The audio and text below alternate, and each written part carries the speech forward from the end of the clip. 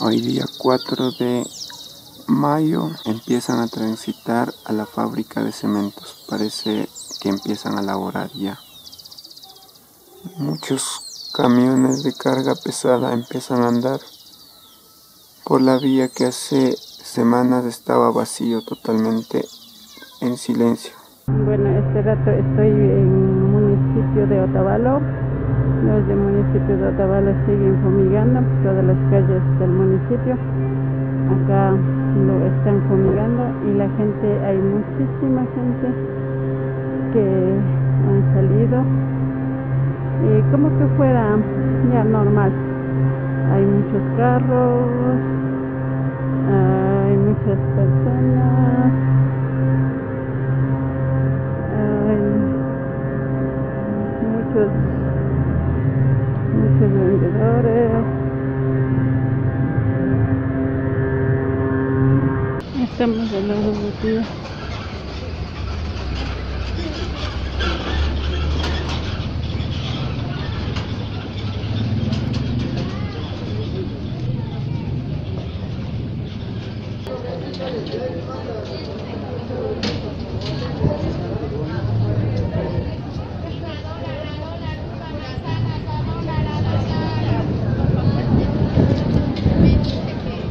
Aquí hay muchos vendedores, están vendiendo bastantes personas, mírenlo.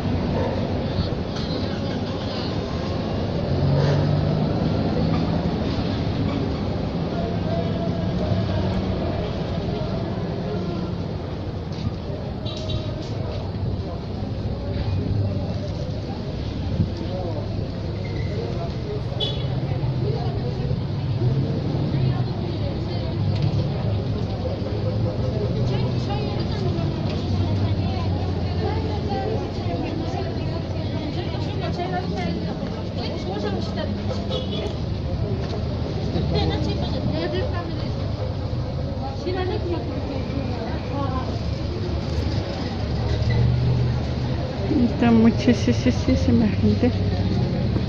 Ya mismo llega el momento de toque de queda, pero aquí lo vemos que los carros siguen circulando mucho, bastantísimo.